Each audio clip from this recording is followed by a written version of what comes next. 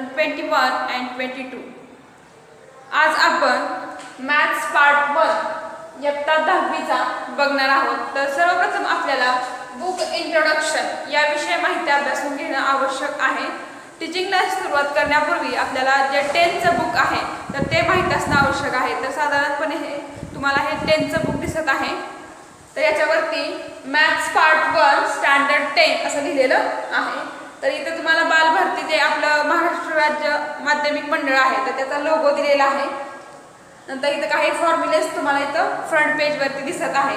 तर हे आपलं लास्ट पेज आहे. लास्ट पेजवरती सुद्धा इथं तुम्हाला काही आपले मॅथ्स पार्ट्स 1 मधले फॉर्म्युले दिलेले आहेत. तर या बुकची प्राइस आहे तर ती साधारणतः 80 रुपये आहे. तर हे पुस्तक जे आहे तर तुम्हाला स्वतः विकत घ्यायचं आहे. कोणत्याही जिथं बुक भेटतात त्या दुकानामध्ये जाऊन तुम्ही हे पुस्तक खरेदी करू शकता. 80 रुपये याची किंमत आहे. तर फर्स्ट पेज आणि लास्ट पेज आपण सर्वांनी पाहिलेलं आहे. तर सर्वप्रथम आपण फर्स्ट पेज झाल्यानंतर पेज ओपन करायचे. पेज ओपन केल्यानंतर या ठिकाणी तुम्हाला मॅथ्स पार्ट्स 1 स्टँडर्ड्स आपल्या महाराष्ट्र माध्यमिक मंडळाचा जो लोगो आहे तो दिलेला आहे. इथं इन्स्ट्रक्शन दिलेलं आहे किंवा इथं आपल्याला हे दिलेलं आहे बघा. तुम्हाला जर एखादं डिजिटल जे आहे क्यू आर कोड जो म्हणतो आपण तर क्यू आर कोड दिला आहे. क्यू आर कोडच्या साहाय्याने तुमच्या मोबाईलमध्ये सुद्धा हे तुम्ही स्कॅन करून हे बुक तुम्ही डाउनलोड करू शकता. त्याचबरोबर हे दीक्षा ॲप म्हणून आहे तर त्याचा सुद्धा तुम्ही इथं वापर करू शकता. या ठिकाणी सांगितलेलं आहे. नेक्स्ट पेजवरती आपण जायचं आहे. नेक्स्ट पेजवरती गेल्यानंतर आपल्याला बघा या ठिकाणी तर आपलं महाराष्ट्र राज्य माध्यमिक मंडळ जे आहे स्टेट बोर्ड आपण जे म्हणतो तर स्टेट बोर्ड जे आहे तर स्टेट बोर्ड आहे. तर हे पुस्तक जेव्हा छापण्यात आलं किंवा त्याचं छापकाम करण्यात आलं तर हे पुस्तक तयार करण्यासाठी कोणते जे मॅथमॅटिक्स म्हणजे गणित तज्ज्ञ जे आहेत तर त्या गणित तज्ज्ञांची हेल्प झालेली आहे किंवा मदत आहे. तर इथं दिलेलं आहे गणित तज्ज्ञ असणारे. नंतर इथं जे कम्युनिटीज आहेत वेगवेगळ्या ज्यांच्या मार्फत हे पुस्तक छापलं गेलेलं आहे.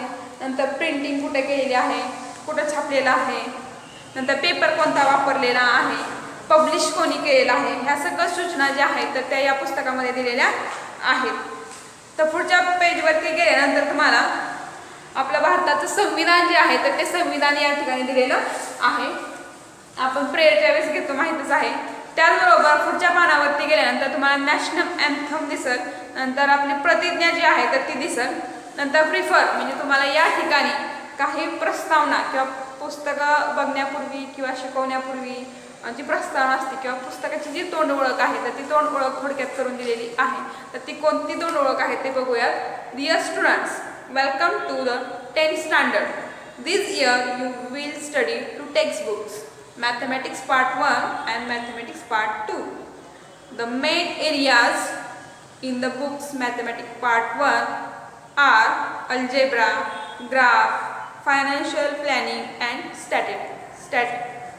विद्यार्थी मित्रांनो, 10वीच्या वर्गामध्ये तुमचं सहर्ष स्वागत आहे.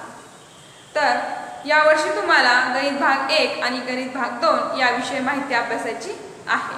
तर गणित भाग 1 मध्ये आपल्याला बीजगणित, आलेख, अर्थनियोजन आणि सांख्यिकी याविषयी माहिती घ्यायची आहे. All of these topic were introduced in the 9th standards. तर तुम्ही 9वी मध्ये या सगळ्या टॉपिकची तोंड ओळख करून घेतलेली आहे. This year you will study some more details of the same. तर गेल्या वर्षी जे 9वी मध्ये बघितलं होतं तोच यावर्षी कंटेंट आहे. फक्त हा डीपमध्ये आपल्याला पाहायचा आहे.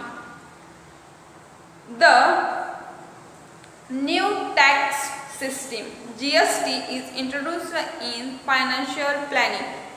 तर याच्यामध्ये अर्थनियोजन जो चॅप्टर आहे तर त्याच्यामध्ये तुम्हाला GST हा जो आहे किंवा कर प्रणाली म्हणतो तर त्याच्यामध्ये हे आपल्याला नव्यानं पाहायला भेटणार आहे. Wherever a new unit formula और application and introduce its looking explain is given. तर याच्यामध्ये किंवा जो नमुना दिलेला आहे तर याच्यामध्ये आपल्याला सूत्र, उपाययोजन काय आहेत का हे पाहायचं आहे. त्याचं जे एक्सप्लेनेशन क्लिअर दिलेलं आहे. Each chapter contain illustrative solve example and set of questions for practice. तर याच्यामध्ये जे प्रॅक्टिस सेट दिलेले आहेत तर प्रत्येक प्रॅक्टिस सेटमध्ये काही सरावासाठी उदाहरणं दिलेली आहेत तुम्हाला. तर काही नमुन्यासाठी सोडवलेली सुद्धा उदाहरणं या बुक्समध्ये तुम्हाला भेटतील. इन ॲडिशन ॲडिशन केल्यानंतर बघा, some questions in practice set are star mark indicating that they are challenging for talented student. तर याच्यामध्ये काही तुम्हाला क्वेश्चन्स किंवा काही एक्झाम्पल्स असे दिलेले आहेत की जे उदाहरणं स्टार केलेली आहेत. स्टार केलेत म्हणजे काय, तर ते थोडेसे जे टॅलेंटेड विद्यार्थी आहेत त्यांना चॅलेंज देण्यासाठी किंवा प्रोत्साहन करण्यासाठी हे त्याच्यामध्ये उदाहरणं दिलेली आहेत.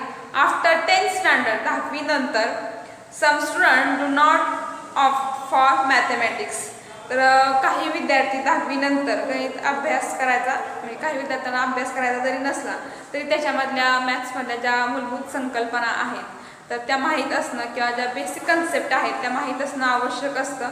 तुम्ही ज्या क्षेत्रामध्ये काम करणार आहात तर त्या ठिकाणी अधिकाधिक माहिती व्हावी यासाठी ह्याच्यामध्ये दिलेला जो मजकूर आहे किंवा 10वी नंतर गणिताचा अभ्यास त्याच्यामध्ये काही प्रावीण्य मिळवता येते का, या गोष्टी अशा या बुकमध्ये दिलेल्या आहेत. सगळे पुस्तक एकदा तरी वाचून घ्या, समजून घ्या.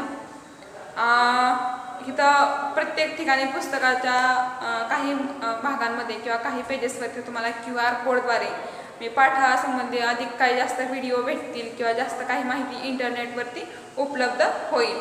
ओके, 10वीची परीक्षा जी आहे अत्यंत महत्त्वाची मानली जाते. या गोष्टीचा ताण न घेता आपल्याला चांगला अभ्यास करून कसं यश मिळवता येईल या दृष्टीने आपण याच्याकडे पाहायचं आहे.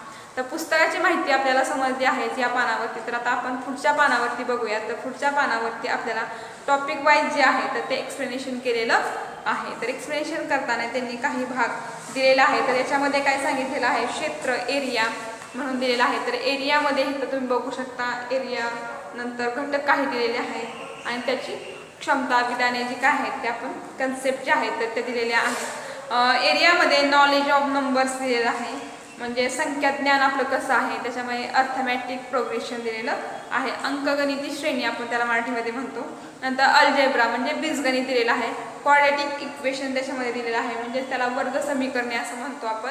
नंतर लिनियर इक्वेशन इन 2 व्हेरिएबल्स, तर 2 चलातील जी रेषीय समीकरणे आहेत तर ती दिलेली आहेत. आता कमर्शियल मॅथमॅटिक्स जे आहे म्हणजे व्यावहारिक गणित म्हणूयात आपण, तर त्याच्यामध्ये फायनान्शियल प्लॅनिंग जे आहेत, अर्थनियोजन आपण म्हणतो, तर ते अर्थनियोजन याच्यामध्ये दिलेलं आहे. नंतर चौथा जो पॉईंट दिलेला आहे, चौथा एरिया जो दिलेला आहे, स्टॅटिस्टिक प्रोबॅबिलिटी. तर त्याच्यामध्ये प्रोबॅबिलिटीमध्ये आपल्याला प्रोबॅबिलिटी म्हणजे संभाव्यता हे दिलेली आहे. नंतर आपल्याला ग्राफ आहे, मेजरमेंट ऑफ सेंट्रल टेंडन्सीज, तर याच्यामध्ये केंद्रीय प्रवृत्तीची जी परिमाणे आहेत तर ते दिलेली आहेत. नंतर इन्स्ट्रक्शन टीचरांसाठी काही दिलेले आहेत. आता नेक्स्ट पेजवरती आपल्याला जायचं, इंडेक्स दिलेली आहे. तर सर्वांना इंडेक्स दिसत आहे. तर इंडेक्समध्ये चॅप्टर नंबर, चॅप्टर नेम दिलेला आहे. तर एकूण चॅप्टर आपल्याला 6 चॅप्टर एवढे आहेत यावर्षी 10वीला भाग 1 मध्ये अभ्यासण्यासाठी. चॅप्टर 6 असणार आहेत. ह्या चॅप्टरचे नेम तुम्ही गेल्या वर्षी अभ्यासलेले आहेत तेच आहेत, फक्त गेल्या वर्षी बेसिक कन्सेप्ट होत्या, ह्या थोड्याशा याच्यामध्ये हार्ड कन्सेप्ट असतील. सगळ्यात काय अवघड नसणार आहेत, म्हणजे पायातच आहे 9वीचा, फक्त थोडंसं अवघडाकडे आपण वळत आहोत. तर पुढच्या तासाला आपण हा प्रत्यक्ष शिकवायला सुरुवात करूयात. त्यासाठी सर्वांनी स्वतंत्र अशी 200 पेजेसची क्वायर वही घ्यायची आहे. क्वायर वही घेतल्यानंतर सर्वांनी त्याच्यामध्ये स्वतःचं नाव, विषय, इयत्ता टाकायची आहे. आणि वही घेतली समजा तर सगळ्यांनी इयत्ता, विषय, नाव टाकलेलं आहे. स्वतः समजा ही वही आहे, नाव टाकले सगळ्यांनी या पेजवरती.